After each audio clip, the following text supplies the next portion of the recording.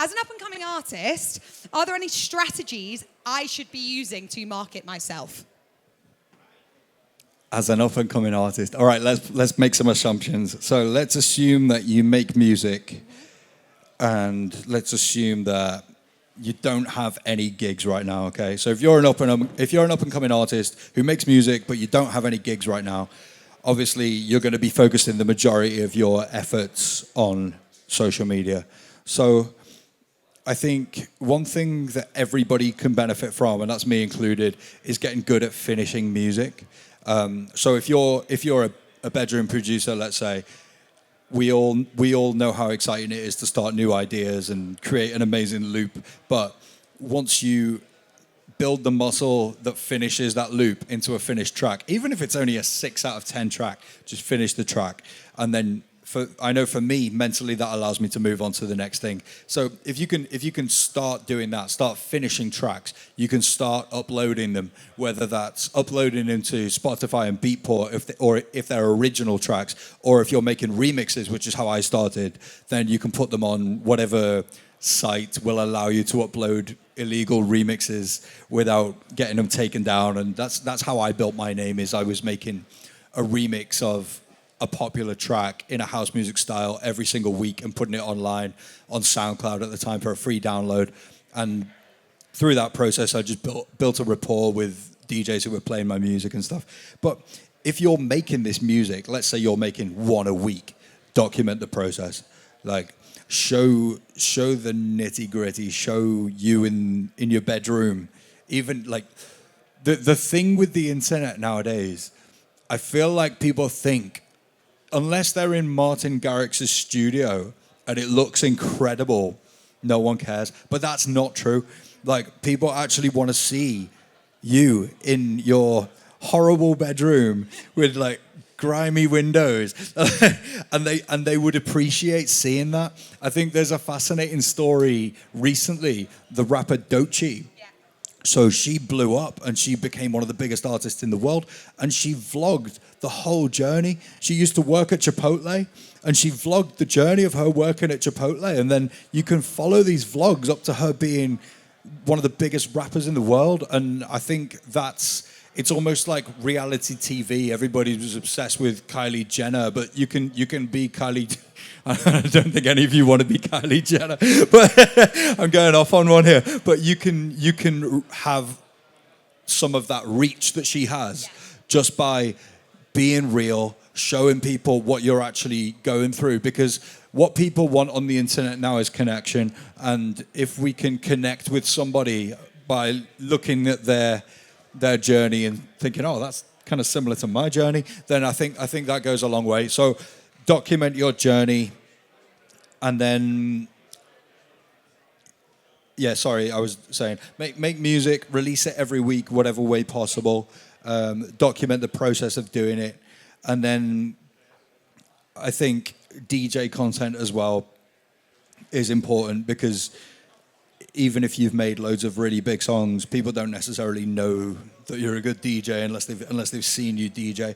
So figure out what the format of DJ content looks like for you. There's a lot of people doing good DJ content on social media. Like, I see people doing top five tracks in this genre type thing. That's an easy type of content. Or top 5 tracks by this artist. Or you can do more similar to what I do, where you'll find like a technical trick that you can do with decks and hopefully impress people that way.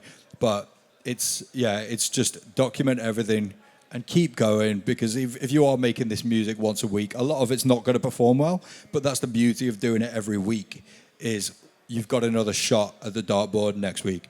Can we talk about that first opportunity when you got that first commission to make that remix, that first time? What was that like for you?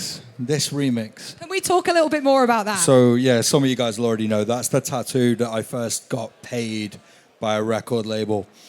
The dates that I first got paid by a record label. And yeah, as I already said, I've been making these remixes on SoundCloud and just building a name through doing that. And a label had reached out to say that they wanted to pay me to do a remix, and it was it's the thing that I'd been doing for free. So someone here, they are doing this for free. Who here makes remixes time and time again? Who here is constantly making edits? Yeah? Who is doing that? James here too. These guys are making these edits. How many people have ever been paid by a label to make a remix in this room? How is there any tips that we wouldn't necessarily know that can kind of level that up? Should we be constantly putting ourselves in front of the record label? Can we just constantly come to you here at Stereohype week in, week out? I think the reason that I got this opportunity was because I was remixing popular songs of the time. So this remix followed me doing a super popular remix of Drake, Hotline Bling, and because that was literally the biggest song in the world at the time, and my house remix was the version that everyone was playing. So David Guetta was playing it. All these enormous DJs at the time were playing it. So that is what put me in front of the record label people.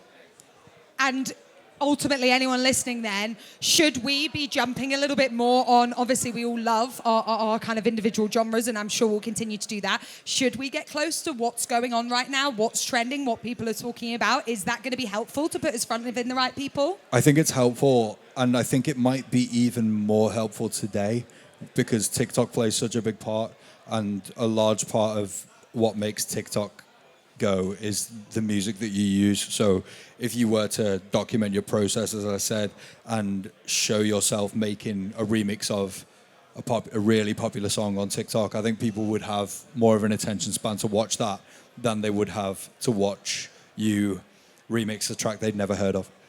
What's the percentage between, we're talking TikTok there, and actually think this could be quite helpful for people listening. What's the percentage of your energy split between content and forward thinking about that versus when you're producing music? Are you still thinking, could this go viral here? Is that ever a thought in your mind? Or actually, have you got to the point now where you're like, nope, no thank you, that is not for me, I am focusing on the art? So I create for the dance floor, but when I'm creating for the dance floor, I'm also thinking, how will this translate in a 30-second video? Yeah. Because there are some incredible dance tracks that you need to listen to for 3 minutes to get the full feeling. Yeah. And then there are some other incredible dance tracks that will have a 2-minute build-up, but then they have this one little moment before the drop, and that is the moment that people love on TikTok. So it's a hybrid of the two, because you don't want your extended mix to be 2 minutes long and your build-up's only 15 seconds long because you made it for TikTok.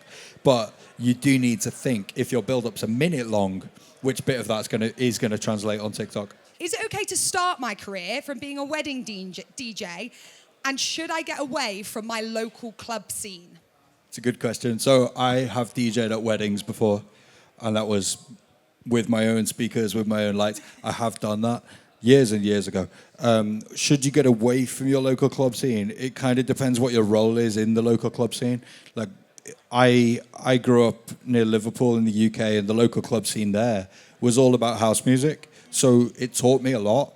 I was looking up to the DJs there at the time who were playing like piano house and tech house, and I learned a lot from that. And there have been quite a lot of big artists produced from Liverpool for that reason. And I wouldn't say that you necessarily want to get away from that scene. I think there's a lot of value to be had from a scene like that. However, if you are from a city where, if you're doing house music and you're from a city where no one plays house music, then yeah, get away from the scene. I think there also will come a stage in any developing artist's career where they actually need to get away from the scene. But you don't want to do it too early. How do you know when you've, like, how would you know when you've got to that point? I think there will come a point in a developing artist's career where they're moving too fast for the people around them. Okay. And people can be intimidated by that, and people can try and hold you back. And I say that from personal experience, but I've also heard other people speak of the same thing. So if you spend all your time growing up in this one city, and you were playing in the clubs with all the other DJs, and all of a sudden you made a track that was being played on the radio, it got on the Beatport chart, then you might find that you get sort of envy from some of the other people in the scene who feel like they deserve that opportunity. So there can be moments where it is necessary to break away from the scene that you're a part of. But I don't think that's when you get to that point, you're in a good spot anyway. And you sort of know you're sort of saying you know when you get there, because actually you're like, do you know what, I can kind of let. But that's scary. That's a scary moment to transition. But you're saying you feel you would know as a creative when you got to that point, yeah? I'm not sure if you'd know. I mean, you'd know if people were trying to hold you back. But yeah, if I can just share another story personally. So I used to be a DJ before I seriously made music. I used to DJ in local clubs like 6 nights a week at one point, and I used to get paid quite well. I used to make about £1,500 a week, and I was in my early 20s, so it was a lot of money. And I had like a nice car and nice flat and stuff. And I was making these remixes, these unofficial remixes on SoundCloud, like I said. And I was starting to get traction. People were starting to think, oh, James Hype, he's a good producer. But I was still going to the local club every Wednesday night to DJ to a couple of hundred people. And there came a point where my Facebook inbox started to get messages. This is how long ago it was. It was Facebook. Started to get messages like, oh, can we book you for our club in a city 3 hours away? And I was like, whoa. First of all, I don't know what to charge them. But also, how am I going to do that? Because I'm the resident DJ in this club in Liverpool. So there came a point where I had to quit the security of the resident DJ gigs and just take a leap of faith and hope that enough people wanted to book me that I could survive from that. And yeah, there were a number of months where I was making less money than I was making before, but I did have the freedom of being at the early stages of being an artist. So you pivoted. Yeah. Risky, because at this point, surely you've got rent to pay, and actually you're like, do you know what? I'm going to push that boundary. That must have been exciting but scary. Yeah, it's very scary. It takes a lot of like wild faith, you know. Like some people would say it was a stupid thing to do, but at the time I didn't have any children. I didn't have a mortgage, so even though I had bills, it wasn't the end of the world. Yeah. Actually, at that point, and I think a lot of people probably in here can relate to that in some way. Actually, good question. Who here has another job outside of DJing or producing? How many people do DJ and producing full-time? Nice. Okay. How many people would love to make DJing and producing their full-time career?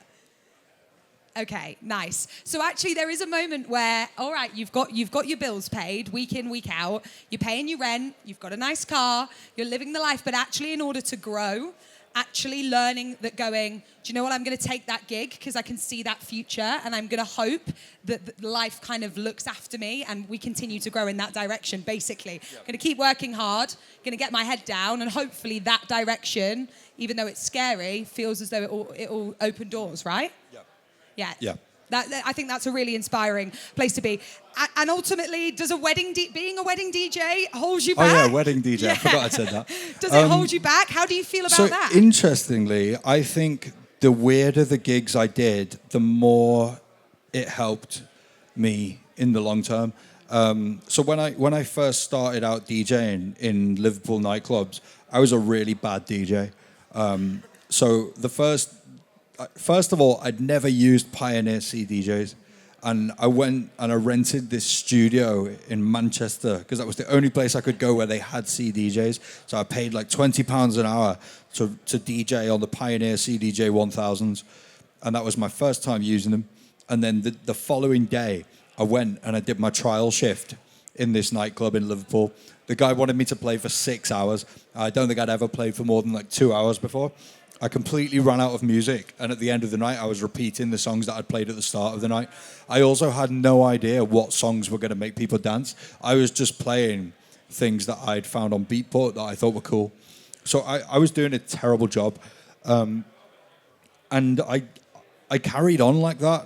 I spent a couple of weeks doing a terrible job. I got more music, so I wasn't repeating the music anymore, but I was still just playing what I thought was cool.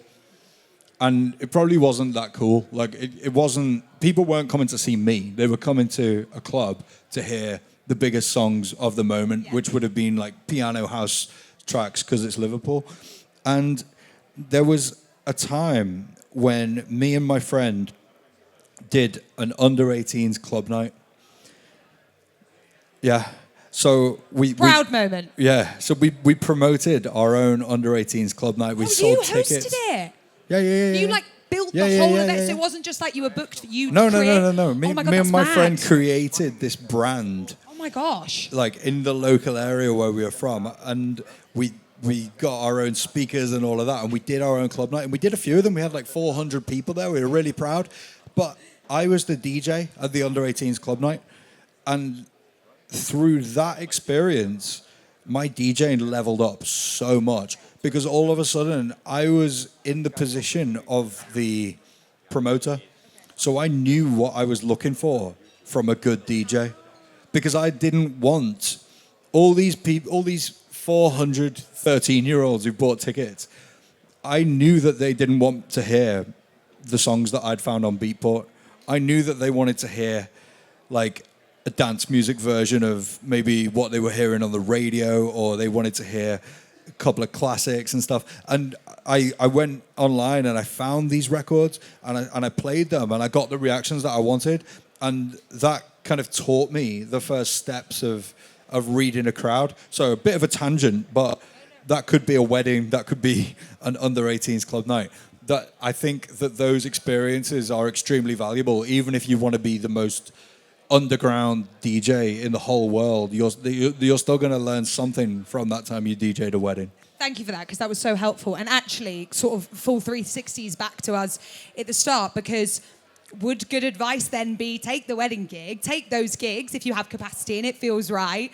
There's no need to be shouting about it forefront on social media if it doesn't necessarily fit in with your brand. Does that feel right? That's a really good point. That's a really good point, because you can be doing anything. Like there was a period when I was a resident DJ. I used to do like student nights where I was playing like cheesy songs and stuff, and I just didn't post about it on social media, but I'm still there. I'm still doing it. But if you look at the social media, then you'll see that it's clearly in the house music lane, and that's an important point, because you might go and do a wedding and you might have a great time, but if your social media is you making house music, just don't post the wedding.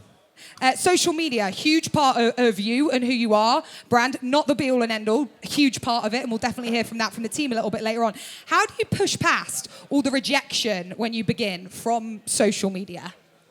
If I try and take myself back to when I first started being a DJ on social media, because before then I was just using it like a regular guy, like, oh, check out what I had for dinner, you know? But there was obviously a point where I said, okay, now I'm going to be a DJ on here. And you have to, there is a mental barrier where you've got to think, does my mum's friend who follows me really care about my DJ career? The answer is no, but you have to say, I don't care about my mum's friend because I have to act as though I am a proper professional artist on here, and that's the first step. And you're going to start posting as though you're a big artist, and most of the time nobody's going to care, and that's where your self-belief comes in, because you have to have the belief to say, I don't care that my 100 followers don't really care about me.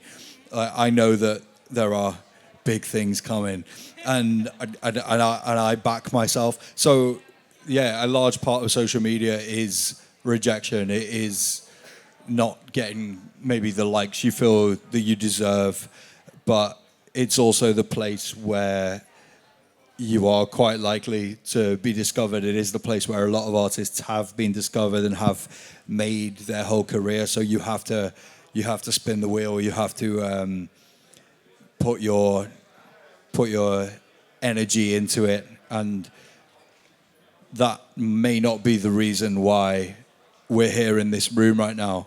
We didn't decide that we wanted to be social media influencers.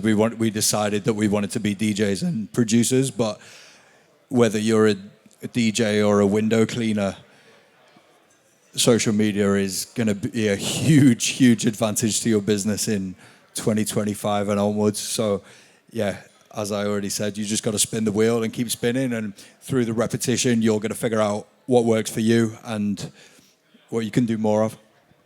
Honest question, because that's really helpful for the audience, because it's interactive. How many people here can relate to that and in any way feel as frustrated by, so we've got one hand straight up in the back, feel frustrated by the pressure of social media and pushing through that? Hands up, hands up. This is a safe space, hands up. And I think, I mean, it's so admirable to stand here. I forgot to say a little bit earlier, sorry, you're probably thinking, who is this girl chatting? But just for context, I'm a radio presenter based out of the UK. I host Weekend Breakfast on a station called Capital. And there's pressure no matter what creative field you're in. But to watch someone like you, James, kind of get up time and time again, constantly be pushing boundaries on social media, constantly be forward thinking, it ties into this question. Do you still feel as though you are pushing through that boundary and pushing through that mindset, pushing through that rejection right here, right now? Yes, short answer. I think it doesn't matter. It doesn't matter who you are, what you've achieved. I think you're always pushing through rejection in one form or another. Whether that's the algorithm rejects you some days. Like some days you post something you think is phenomenal and it doesn't get shown to as many people as you think it should.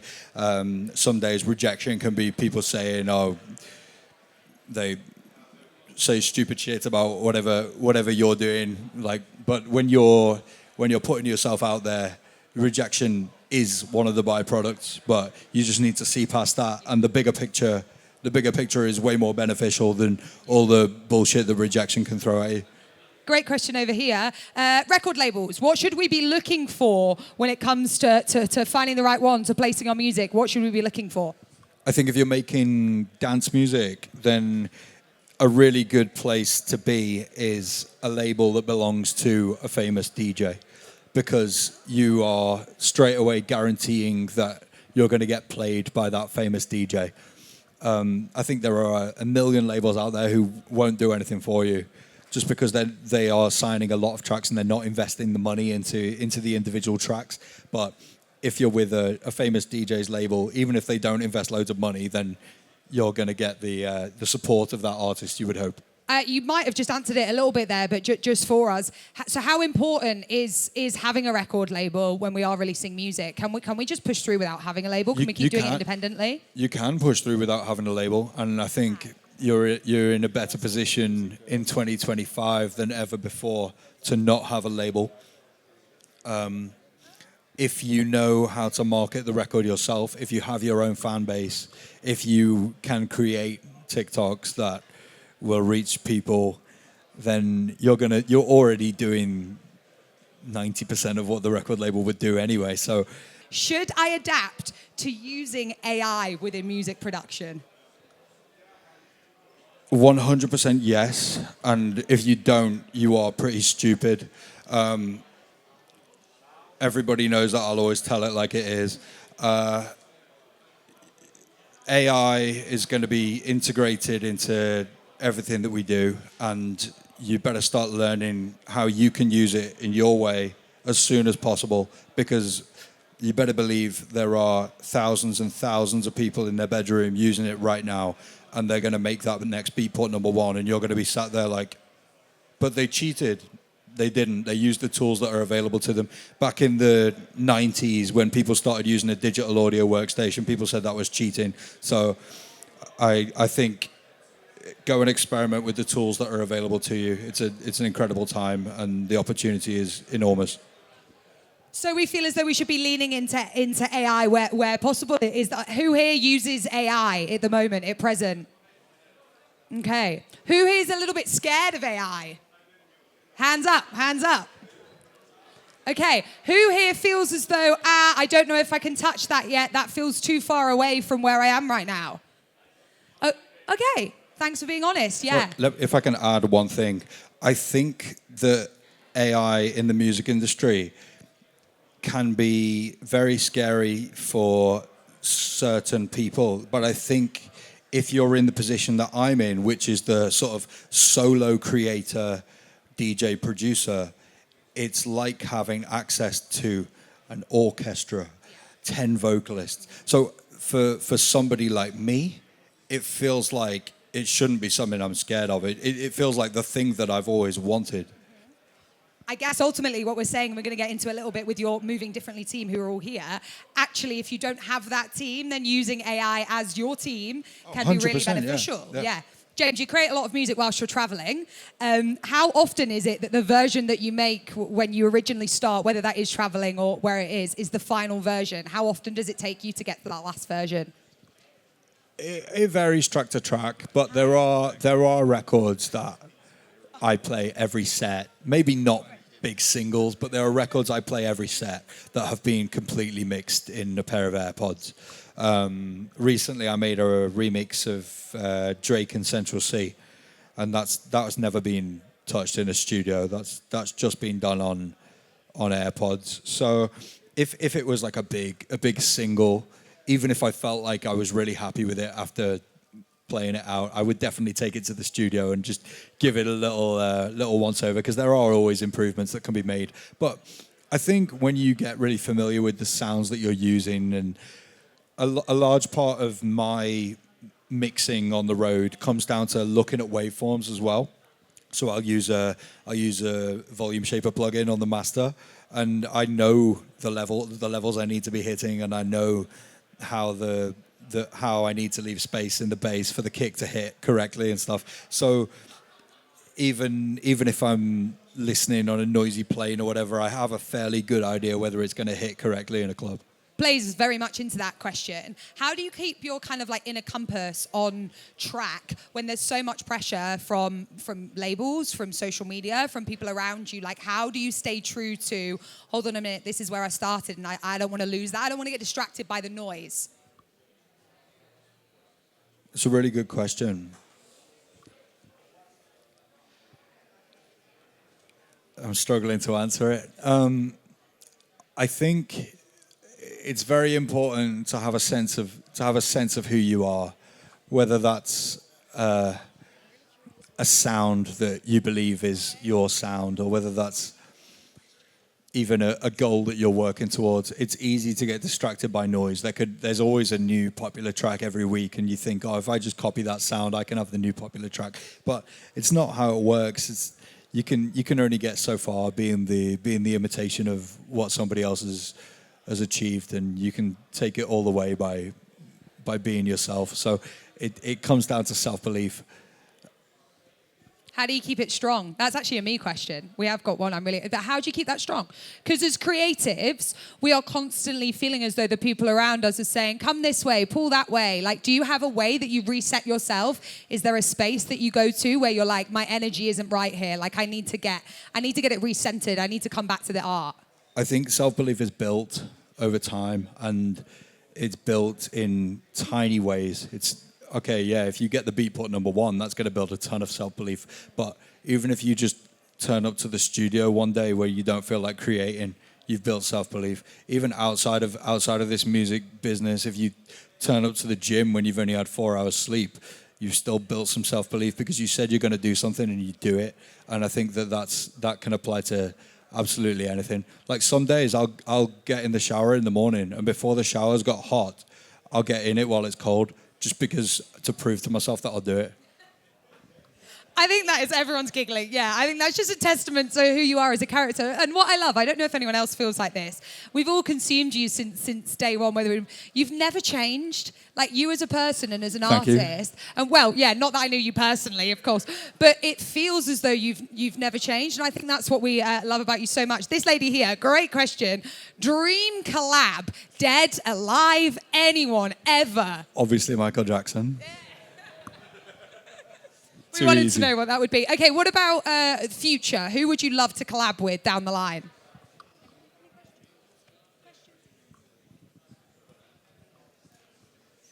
You said future. That would be cool. Yeah, we good with that? I always used to love Future, like DS2 and stuff. I'm a big Future fan. Really great question over here, and I think we're really using the word safe space. So I think thank you for creating that for everyone. It kind of keeps coming up. Biggest failure, without you putting on the spot, is there something that you would be open to kind of sharing with us throughout your career? Yeah, sure.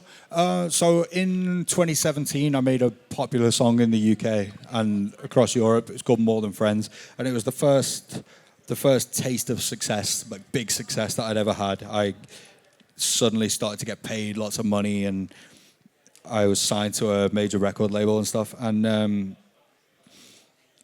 making this song was a long process. I was working in the studio with different people every day, just trying out new things, and eventually we came up with this song. And I sent it to my manager, and he was like, "This is amazing.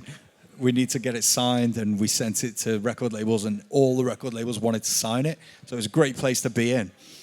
And after the song had come out and it had been successful, I found myself in this position where I was listening to the record label, and they were telling me, they were like, "Oh, make it more like this. How about you listen to what this artist's doing? Why don't you make it like what that artist's doing? That's how we're going to make it popular. Yeah, we don't like what you're doing there. Make it more like that." And I found myself in this space where I was listening to all of these people who weren't there when we made the popular song.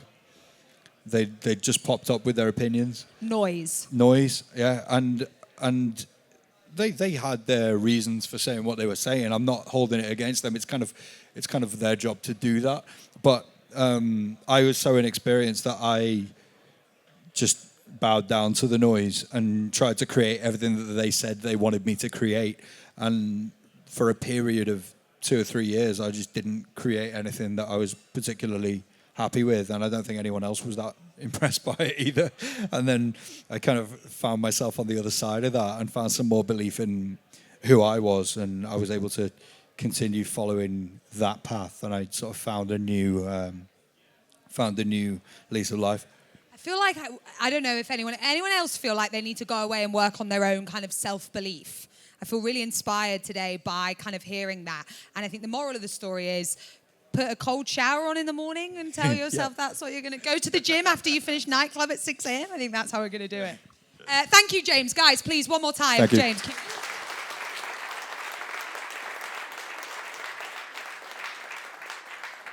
Okay, a moment we've all sort of been looking forward to.